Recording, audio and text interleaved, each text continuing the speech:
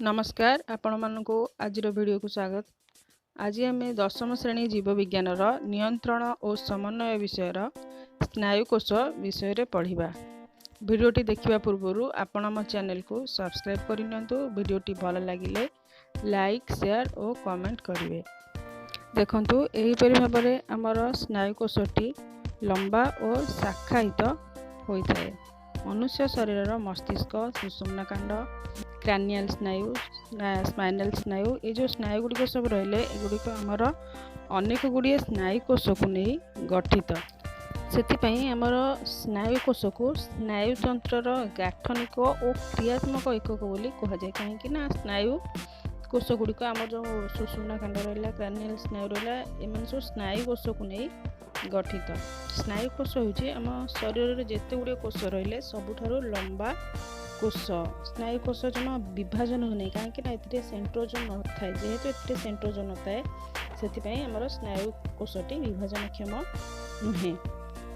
जिते गुड़े आमर कोश रही सब कोश आम जाने न्यष्टि गोटे गोटे न्यष्टि बा न्यूक्लियस अच्छी सेहीपरि आमर स्नायुकोशर गोटे न्यष्टि बा न्यूक्लियस अच्छी। स्नायुकोशर जो अंश न्यष्टि थाए से अंशटी को तार सेल बॉडी बोली कहुए। देख जो अंशटी को आमर रेड कलर राउंड कराई से अंशटा हूँ कौन मझे न्यष्टि रहा से अंशटा को आमर सेल बॉडी बोली कहगला। तापर देख स्नायुकोशर जो ऊपर शाखा आकार सब बाहर से गुड़ा सब शाखायित तंतु बोली कहुए। से शाखायित तंतु गुड़ा को डेंड्राइट बोली कहुए। ए ऊपर अंश गुड़ा देख जो शाखा आकार सरू सरू बाहर एगुड़ा सब डेंड्राइट बोली कहुए। देख डेंड्राइट ठीक विपरीत पटरे सेल बॉडी रू जो लंबा आकार युटिक बाहरी आमर ताकू आमर एक्सन बोली कहुए। सेल बॉडी रू जो लंबा अंशटी बाहरी कौन कहला एक्सन बोली कहला।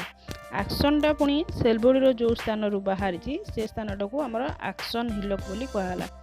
देख ये स्थानटा आम रहा एक्सन हिलक जो रेड कलर राइट मार्क लगाई से आमर एक्सन हिलक से स्थानटा कौन आमर सेल बॉडी रू एक्सनटा से स्थान आमर बाहर को बाहर के आसी। एक्सन शेष भाग विभाजित हो पुणी कौन हो टेलोडेंड्रिया सृष्टि होता है। देख एक्सन जो रहा से तौक जो आसी तौक आसी पुणी भाग भाग भाग भाग हो जाए पुणी सरू सरू शाखार परिणत हो जो शाखार परिणत होगला टेलोडेंड्रिया बोली कहुए। देख आम जो टेलोडेंड्रिया रहा टेलोडेंड्रिया अग्रभाग स्फीत हो एंड नर्व तैयारी करें।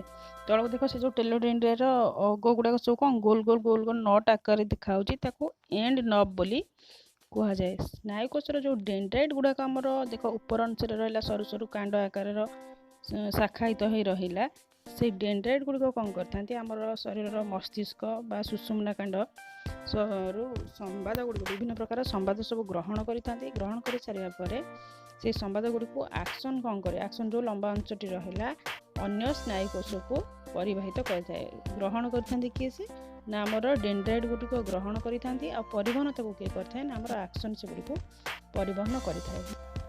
देख आमर स्नायुकोशर थिबा एक्शन शाखायुक्त शेष भाग ता शेष भाग कौन शाखायुक्त से शाखायुक्त शेष भागटी ता निकट थिबा अन्य जेकोसी स्नायुकोशर डेंड्राइट माने जोटा ऊपर अंश रहा डेंड्राइट गुड़िकर अति पाखरे थाए गोटे स्नायुकोशर शेष अंश जोटा रहा एक्शन अन्य एक स्नायुकोशर ऊपर अंश जोटा रहा डेंड्राइट ये दुईटाक जो संजोग होता से संजोग स्थान को आमर सिनाप्स बोली कहुए। गोटे स्नायुकोशर एक्शन आ गोटे स्नायुकोशर डेंड्राइट जो से करते ना विभिन्न संवाद गुड़ी को परिवाहित करते गोटे स्नायुकोशर अन्य एक स्नायुकोश से अंशटा को आमर सिनाप्स बोली कहुए। देख आमर ये वीडियोटी गोटे एक्शन रू आ गोटे डेंड्राइट को किपरि वार्ता बा विभिन्न संवाद शरीर विभिन्न भाग को प्रेरण होउची। ए कार्य कौन आम शरीर में सबु बेले सबु समय सर्वदा ये कार्य आम शरीर चलती गोटे एक्शन रू आ गोटे डेंड्राइट को वार्ता प्रेरण होची। देख ये चित्र गुड़ाक देख केमती भाव में आमर संवाद गुड़ाक सब प्रेरण होची। सबु स्नायुकोश गुड़िक स्नायुकोश को परस्पर सहित संयुक्त हो लगी रही। देख आमर जो ग्राही अंग सब रहा आखि नाक कान जीभ चर्म एगुड़िक सब विभिन्न संवाद को पाइबा पर स्नायुकोश जरिया स्नायुकोशर एक्शन शेष भाग को से संवाद गुड़ी को पहुँचाई था। जितेबाला संवादटी एक्शन शेष भाग में पहुँचे सेठारे गोटे रासायनिक पदार्थ क्षरण कौन से रासायनिक पदार्थटी ना यह एसिटिल कोलिन नामक एक रासायनिक पदार्थ। ये एसिटिल कोलिन को आमर स्नायविक संचारक बा न्यूरो ट्रांसमिटर बोली कहा जाए। एसिटिल कोलिन कौन करे से जो आमर एक्शन रो एसिटिल क्लोरीन क्षरण है से तार परवर्ती स्नायुकोशर थिबा डेंड्राइट को से संवादटी को बा वार्ताटी को गोटे विद्युत रासायनिक प्रक्रिया रे पठाई थाए। एहीपरि भाव में प्रत्येक आमर स्नायुकोशरू तार परवर्ती स्नायुकोश को पुणी तार परवर्ती स्नायुकोश को एमती वार्ता धीरे धीरे प्रेरण हो जाए मस्तिष्क निकट में पहुँची थाए। यह रहा आमर स्नायुकोशर विभिन्न प्रकार कार्य। वर्तमान देखा आमर प्रतिक्षेप क्रिया बा रिफ्लेक्स एक्शन। मस्तिष्क होची आम शरीर थिबा स्नायु संस्थार मुख्य। शरीर में जेकोसी कार्य है सबू खबर कौन हुए आमर मस्तिष्क पाखरे पहुँची थाए।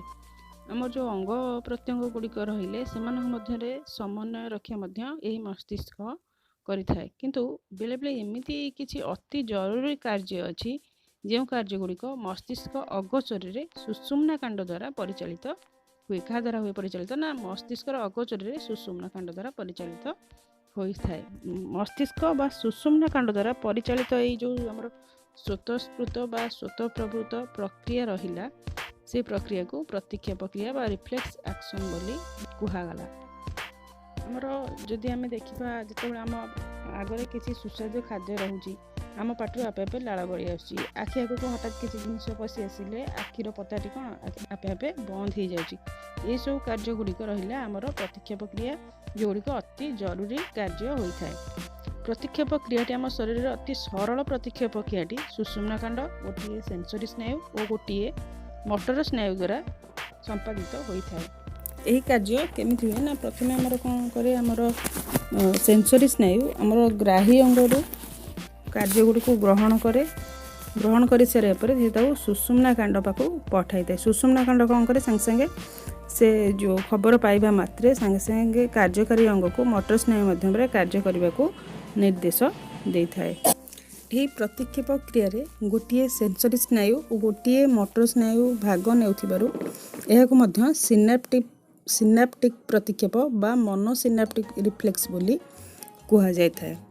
आज आम आमर स्नायुकोश और प्रतिक्षेप क्रिया विषय रे पढ़िले। वीडियोटी जदि भल लगी है लाइक करेंगे, शेयर करेंगे, कमेंट करेंगे। चैनल को जदि एपर्यंत सब्सक्राइब करना तेबे चैनल टी को सब्सक्राइब करेंगे। धन्यवाद।